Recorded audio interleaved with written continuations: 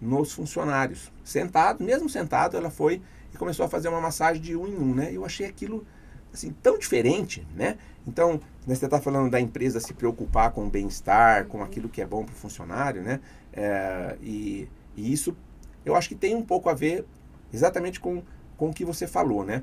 Da gente, da empresa enquanto empresa que gera valor, né? E entende o quanto o seu funcionário é importante, né? Vocês, né, muito mais do que eu, sabem de que o custo para você contratar e treinar alguém e a hora que ele está ficando bom, ele vai embora, é uma dor de cabeça, né, para a empresa, né? Então, assim, a hora que ele está ficando bom, a hora que ele começa a entregar tudo aquilo que a empresa gostaria que ele entregasse, ele fala, eu estou indo embora, né? Então, esse cuidado, né, para mantê-lo, né, também, né, porque você atraiu quem você queria e depois você precisa pensar no que fazer para poder mantê-lo. Então, eu acho que esse também pode ser um detalhe, né, que as empresas precisam se preocupar.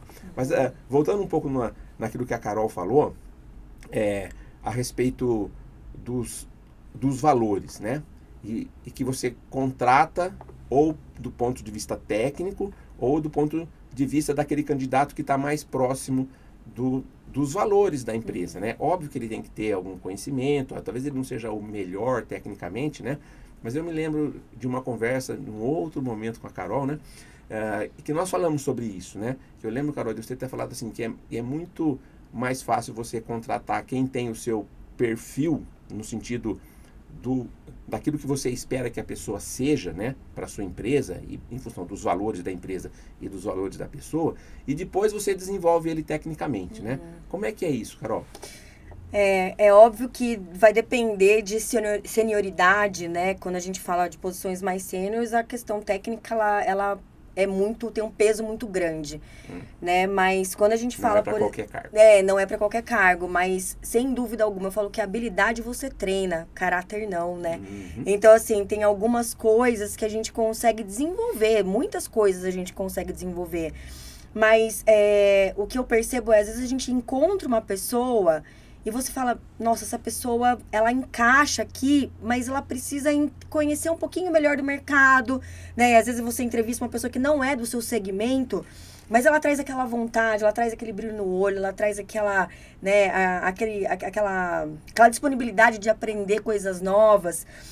Se mostra realmente uma pessoa à disposição, você entende que ela cabe perfeitamente dentro da sua cultura e também a empresa cabe dentro dos valores dela, que vale a pena você gastar um tempo ou investir um tempo, e às vezes até dinheiro mesmo, treinando essa pessoa para que ela esteja apta a desenvolver uma função. Eu acredito muito nisso.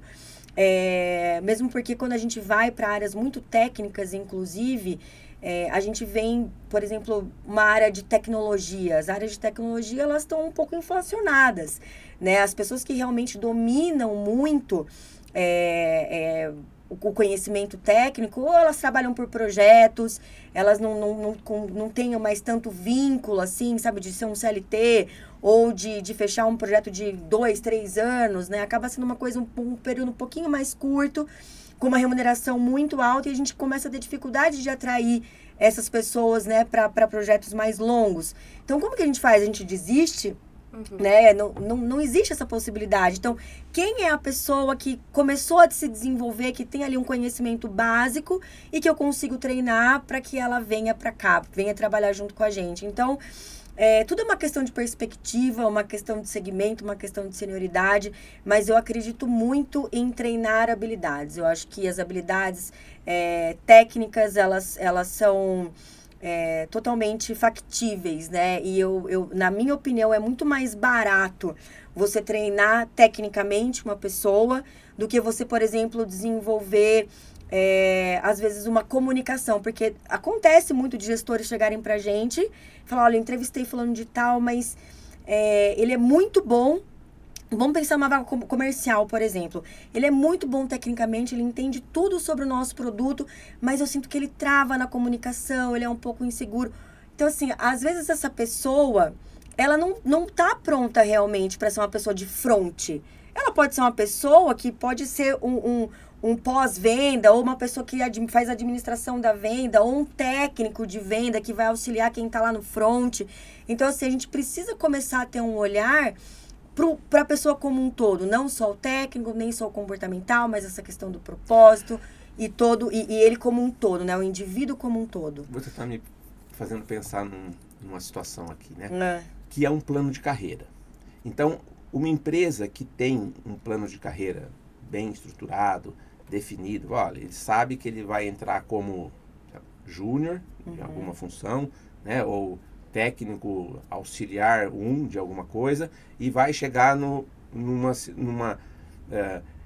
ele vai, como é que eu posso dizer? Ele vai passar por outras fases e ele consegue enxergar que se ele se dedicar, ele pode ter um avanço dentro daquilo que ele faz. Então, assim, um plano de carreiras, uma empresa que tem um plano de carreiras bem definido e que trabalha essa questão, né, de falar para o candidato que tem um plano de carreira, pode ser um motivo para atrair um talento? Pode ser um motivo, desculpa de cortar, mas Imagina. pode ser um motivo, mas na nossa visão, hoje o mercado ele tem mais carência de desenvolvimento na liderança. Quando você olha para a atração de talentos, investir em treinamentos de pessoas que já estão na empresa para capacitar as pessoas que vão chegar é muito mais importante. Porque o que tem acontecido no crescimento rápido, seja em tecnologia, agronegócio, qualquer mercado que está em expansão, a tendência das empresas é contratar muita gente com profissionais que não têm tempo para treinar.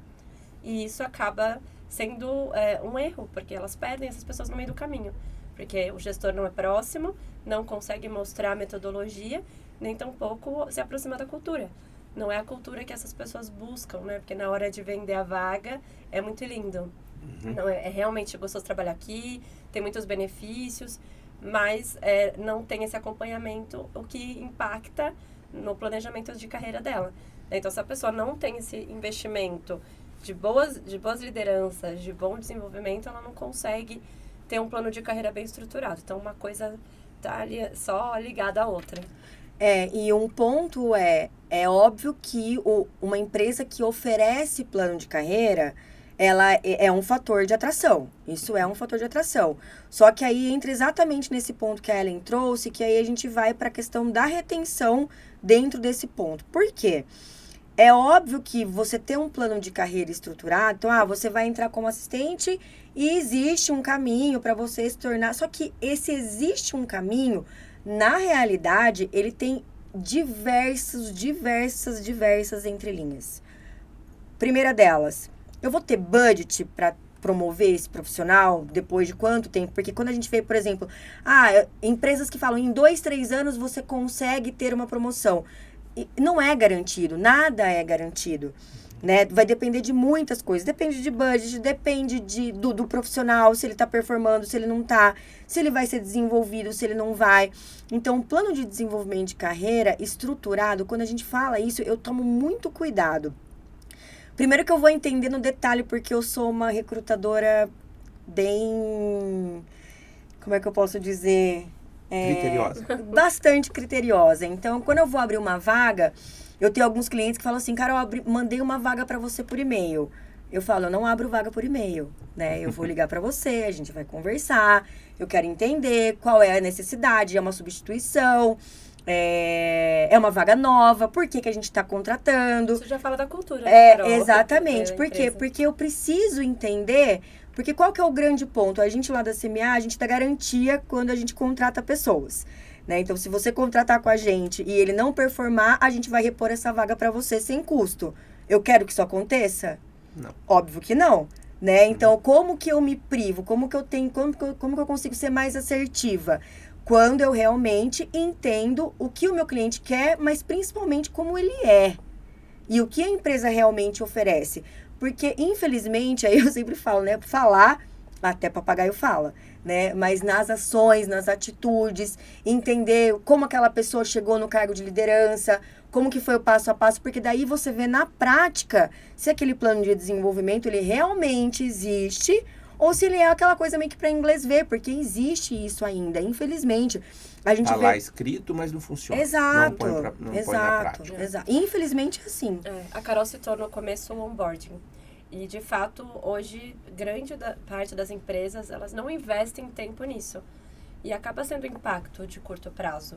Porque se você tem um onboarding bem estruturado, você já define logo no início quem são as pessoas que vão te apoiar, quem são as pessoas que vão ficar no back-office, e você consegue entender um pouco de como a empresa funciona. E, então, minimiza os impactos desse profissional não entender a dinâmica da empresa, ficar mais próximo da cultura e focar, de fato, no que ele precisa, que é o técnico dele, né? Então, o onboarding, com certeza, é um ponto de atratividade super importante. Eu acho que a nossa conversa, né, foi indo que a gente chegou numa parte para começar a falar sobre retenção, né? A retenção do talento. Então, assim, quais são os principais desafios hoje que uma empresa enfrenta para reter um talento? A gente sabe que tem algumas pessoas, e aí quando falo talento, é um talento mesmo. Aquela pessoa que é um executivo daquela função, né? Ele pode não ser um executivo na estrutura da empresa, mas naquela função, às vezes até mesmo numa linha de produção, um líder de uma linha de produção mais técnica, né? Que ele conhece muito, a presença dele ali é fundamental. Essa pessoa pode estar sendo sondada pelo mercado, certo? Qual que é o grande desafio hoje que as empresas têm para reter os talentos? Eu gosto muito de usar frases, né, nas coisas que eu falo. Todo mundo me diz que eu sou a Carol que tem vários bordões, né? E é uma coisa que eu acredito muito porque fica mais fácil de entender. Mas tem uma frase que eu uso para essa questão em específico que é: treine muito bem os seus colaboradores para que eles sejam assediados aí por outras empresas, mas trate-os tão bem que eles não queiram sair. Né? Essa questão do tratar bem, o que é tratar bem? Basicamente, vamos de cima para baixo. Liderança bem treinada para desenvolvimento das pessoas. Então, assim, se eu tenho um líder que não enxerga os colaboradores, que não consegue entender qual é o potencial de cada um, entender que o Sérgio tem essa característica que é incrível, que a Ellen tem essa característica que é incrível, e como eu dou suporte e apoio para potencializar os resultados deles, né? O que o líder realmente faz hoje para estar próximo e também conseguir desenvolver essas pessoas, né? Então, as lideranças precisam estar mais preparadas, elas precisam saber fazer um feedback estruturado, né? Então, poder, às vezes, identificar alguma coisa que não está bem desenvolvida e direcionar essas pessoas para que elas se sintam mais bem aproveitadas, ainda mais as pessoas mais jovens. Todo mundo diz da velocidade deles. Né? Porque eles chegam aqui, eles já querem ser CEOs em 3 meses. Essa é a grande fala, né? Eu falo, gente, olha para eles e identifica. Você quer chegar lá? Ótimo. A gente tem um caminho a percorrer. Né? Existem algumas coisas que fazem parte do seu desenvolvimento. Vamos olhar um step by step aqui? Vamos começar da onde você está e ver qual seria um próximo passo? O que seria legal para você? É óbvio, eu sei que muitos líderes não têm o tempo hábil, né, de ter essa conversa, né, o tempo todo, mas a gente precisa tirar a visão de que o líder, ele tem que ser o cara da gestão de pessoas, da gestão estratégica da área, da execução, porque realmente ele fica sem tempo, né? Então, hoje existe uma tendência das lideranças precisarem buscar esse desenvolvimento voltado para a gestão, para que eles consigam estar mais próximos e identificar esses talentos. Esse é o primeiro ponto da retenção, né? Então, uma liderança preparada. Porque um líder preparado, ele motiva. Um líder despreparado, ele desmotiva uma equipe e cria um ambiente aí que não é tão favorável. E, você falou de um primeiro passo, né? De que isso é muito importante. E como é que, ou de que forma que entra a questão, por exemplo, do salário, dos benefícios